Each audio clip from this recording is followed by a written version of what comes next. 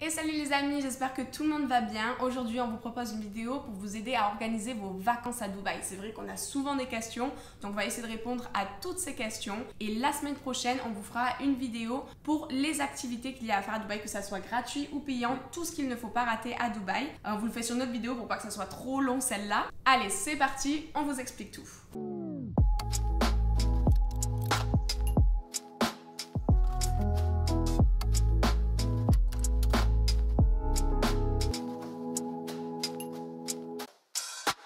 Alors nous c'est Lena et Omar, ça fait depuis 3 ans qu'on vit ici à Dubaï. On fait des vidéos sur Dubaï, lifestyle et le fitness. Voilà, n'hésitez pas de vous abonner sur notre chaîne si ce n'est pas déjà fait. Et likez cette vidéo. Alors tout d'abord, le premier truc en général qu'on regarde quand on réserve du coup ses vacances, c'est où rester dans la ville. Parce que c'est vrai qu'on peut un petit peu se perdre quand on connaît pas du coup Dubaï à la base, quel quartier rester. Alors il y a, on va dire, 3 gros quartiers où on peut rester.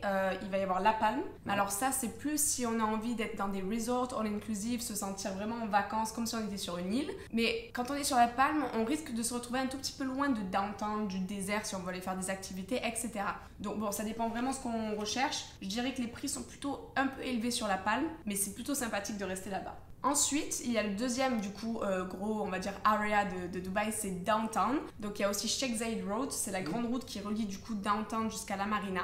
Donc on peut trouver des beaux hôtels sur cette Sheikh Zayed Road ou Downtown, dans Business Bay, ce qu'on appelle le quartier. Mais c'est pareil, c'est un quartier qui va être plutôt genre résidentiel, où il y a tout ce qui est à faire, on va dire. Donc bon, c'est plutôt cool si on va être proche de Dubaï Mall. Sheikh Zayed Road, c'est cool aussi si on veut prendre le métro, si on compte pas louer une voiture, puisque après on peut relier avec la Marina très rapidement et très facilement. Donc c'est bien, on peut trouver des bons prix, mais nous c'est pas notre premier choix. Nous notre premier choix, on dirait quand on est touriste, en tout cas pour la première fois à Dubaï, ça serait plus la Marina. Donc c'est un quartier qui est très cool, qui est aussi résidentiel, mais on va être proche de la plage, on va être proche aussi du métro, du coup sur Sheikh Zayed Road pour aussi aller downtown. Mais il y a aussi le tramway qui relie la Marina jusqu'à la Palme. Donc on va dire que c'est vraiment une bonne alternative et on aime bien les vibes là-bas. On se sent un petit peu en vacances. Il y a du coup la Marina, c'est le petit canal avec les buildings et tout. Franchement c'est vraiment sympathique, mais j'avoue que je pense que c'est un petit peu cher. Donc si jamais on n'a pas le budget vraiment de rester à la Marina, il y a une alternative, c'est le quartier Al Barsha Tikom qui est vraiment juste à côté, surtout quand on loue une voiture, ça vaut le coup. Et on a des amis qui étaient d'ailleurs restés dans un hôtel Al Barsha, et combien ils avaient payé? 35 € la nuit. Ouais, c'est vraiment pas cher. Vraiment pas cher et c'est vraiment bien placé par rapport à tout Dubaï. Donc voilà, c'est le quartier qu'on va plutôt recommander. Alors par contre, pour ce qui est du budget, j'avoue que ça va être un petit peu compliqué à dire parce que genre avant le Covid par exemple, les prix étaient plutôt élevés, ça allait peut-être plus dans les 100-110 € la nuit. Mais maintenant avec le Covid, on peut trouver des nuits dans chambre d'hôtel à 40 € la nuit, 30 €, voilà. Donc en fait ça dépend vraiment de la période. Si vous regardez cette vidéo dans 2 ans, sûrement que les prix ne seront pas les mêmes. C'est vrai. Et ça dépend vraiment de ce que vous recherchez comme sorte d'hôtel. Donc voilà, c'est vraiment compliqué, mais vous avez le choix pour tout à Dubaï. Ça c'est ce qui est vraiment bien, il y a vraiment une tonne d'hôtels. C'est plein les gens qui croient à l'avance que Dubaï c'est très cher partout, mais non. N'hésitez pas à bien regarder les hôtels et les offres. Donc voilà, vous pourrez trouver tout. Alors deuxième point important, c'est par rapport aux restaurants ici à Dubaï. Vous en trouvez pour tous les goûts. Alors il y a des restaurants très fancy, que ce soit la Marina ou Downtown, mais il y a aussi des restaurants par exemple pas très chers, qui sont sur la Jumeirah par exemple. Il y a la grande rue Jumeirah où il y a pas mal de restaurants pas très chers, que ce soit libanais, irakien, même local. Donc voilà, ça c'est super. Il y a aussi des food courts ici à Dubaï dans les malls. Vous en trouvez plein, vous avez des fast foods, vous avez des restaurants. Et c'est pas très cher non plus, donc voilà, ça c'est cool. Et aussi on a parlé d'une application qui s'appelle Seven Nights dans une autre vidéo où vous avez tous les restaurants ici à Dubaï et vous pouvez trouver donc les cuisines que vous souhaitez et tout ça avec les prix, les offres. Donc voilà, ça c'est super comme application. Alors pour ce qui est des papiers avant de venir, si vous venez de l'Union Européenne, du coup avec un passeport français par exemple, vous n'avez pas besoin de visa. Donc ça c'est cool, ça ne coûte pas d'argent et ça va save du temps. Mais par contre faites bien attention, c'est au niveau du passeport parce qu'on a déjà un pote qui s'est fait refouler à l'aéroport de Paris. Si votre passeport va s'expirer dans les 6 prochains mois par rapport à votre date d'arrivée à Dubaï, ils vont vous refuser l'embarquement à Paris. Donc voilà, faites bien attention à la validité de votre passeport avant de venir, mais sinon c'est tout ce qu'il y a à faire attention. Ouais, et un test PCR en ce moment pendant le Covid. Alors pour la meilleure période ici pour venir à Dubaï en vacances, on dirait que c'est à partir du mois de novembre jusqu'au mois de avril. Il fait vraiment très bon, c'est l'hiver ici, il fait pas très chaud, mais voilà, après il fait froid le soir, on va dire à partir de fin décembre jusqu'à mi-février. Donc les amis, il faut penser à prendre des affaires chaudes, on va dire pantalon, veste, parce qu'il y a plein de gens qui se font avoir quand ils arrivent à Dubaï, ils croient qu'il fait chaud toute la journée, mais le soir il fait un peu froid. Donc voilà, il faut prendre des affaires chaudes quoi. Un autre point aussi à regarder, c'est la période de Ramadan. Donc il faut savoir que le Ramadan, donc, ça dure un mois. Tous les années, c'est pas les mêmes périodes, donc ça se décale de 15 jours environ. Donc, voilà, il faut faire attention. Enfin, les restaurants et tous les lieux sont ouverts, mais il y a des restrictions, il faut respecter, il y a des règles à respecter. Mais voilà, donc si vous voulez regarder pour le Ramadan, n'hésitez pas à regarder sur internet et vous allez voir quand le Ramadan tombe. Et après, vous pouvez prévoir vos vacances. Alors, comment venir à Dubaï? Du coup, la seule solution, on va dire que c'est par avion. Mais souvent, on nous demande quand est-ce qu'on va réserver un peu de billets d'avion pour avoir la meilleure offre possible. Nous, on dirait que c'est souvent entre 3 et 4 mois avant votre voyage. Parfois, il se peut que vous ayez vraiment un bon deal, vraiment à la dernière minute. Mais c'est vrai que c'est rare. Souvent, on voit qu'à la dernière minute, pour venir à Dubaï, les prix des avions en fait s'envolent, c'est très cher. Vous avez Air France, vous avez Turkish Airlines, mais je crois qu'il y a une escale à Istanbul. Vous avez bien évidemment Emirates. Vous avez plein de compagnies aériennes qui peuvent venir. Vous pouvez faire une escale ailleurs en Europe. En Suisse, il y en a pas mal qui l'ont fait ça en ce moment. Suisse aussi, c'est pareil. Donc voilà, en ce moment, les prix varient dans les 450 € aller-retour, si vous les prenez bien comme il faut. Parfois, ça peut être dans les 800 € aller-retour. Voilà, ça dépend vraiment. On ne peut pas vous donner un budget exact puisque les prix du billet d'avion varient énormément. Et surtout, là, avec le Covid, pas le Covid, voilà, on peut pas trop dire. Mais essayez de vous renseigner quand même un petit peu en avance pour avoir les meilleurs prix.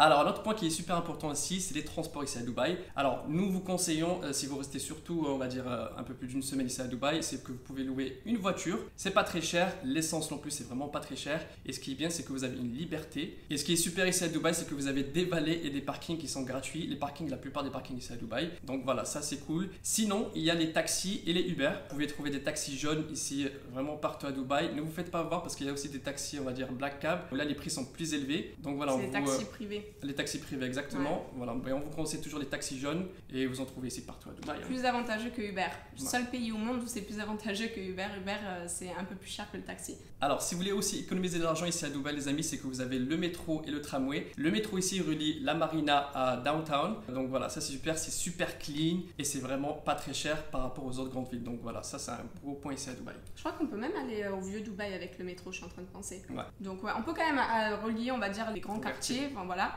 Mais c'est vrai que genre ça, on peut pas aller non plus, par exemple à Global Village et tout. Enfin voilà, il y a une grande ligne, mais c'est assez restreint quand même. Mais bon, ça peut servir surtout si on veut essayer d'économiser de l'argent. Ok, alors la grosse question que souvent tout le monde se pose, c'est les règles qui sont à respecter. N'oublions pas que c'est un pays qui est très ouvert, qui est très tolérant, mais qui est à la base qui est musulman. Donc du coup, il y a quelques petites règles à respecter. Ils sont tolérants surtout à la façon de s'habiller. C'est vrai que moi, je me sens très à l'aise de la façon dont je m'habille, peut-être même plus qu'en France. Donc à ce niveau-là, il n'y a pas de problème. Très souvent, on me demande est-ce qu'il faut être couvert? Non, absolument pas. On peut vraiment se balader comme on veut. J'avoue que je vais faire un petit effort peut-être quand je rentre dans les malls. C'est pas obligatoire, surtout quand on est touriste, on va rien venir vous dire. Mais voilà, juste par question de respect, j'avoue que si par exemple j'ai une petite jupe, je vais essayer de me couvrir au moins les épaules ou le contraire, je vais essayer de faire la balance. Ouais. Par contre, c'est si vous venez pendant le mois du Ramadan, là je vous conseille vraiment de faire un petit effort, juste de couvrir les genoux et les épaules. Et voilà, c'est pas la peine de mettre non plus un gros manteau, une veste ou quoi, non, ça va. Non, ça va, mais juste essayer de faire quand même un gros effort. Mais après, quand vous êtes à la plage, dans les hôtels, il n'y a vraiment pas de problème. Même pendant le Ramadan, il n'y a pas de problème à ce niveau-là.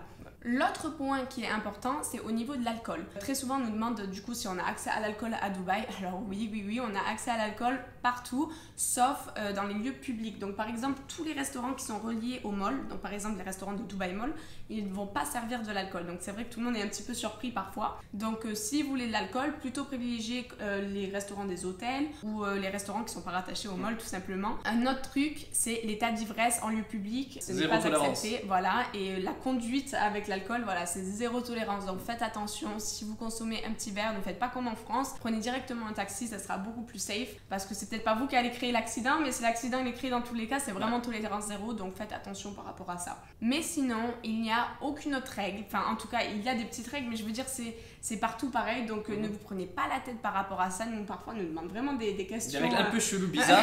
Vraiment, non, ça a été inventé, je ne sais pas trop où. Non, ce n'est pas comme un autre pays qui a autour d'ici. Ici, c'est plutôt, ils font tout pour accueillir les touristes, donc ne vous prenez pas la tête par rapport à ça. Juste un petit peu l'alcool et le dress code pendant surtout le Ramadan, voilà.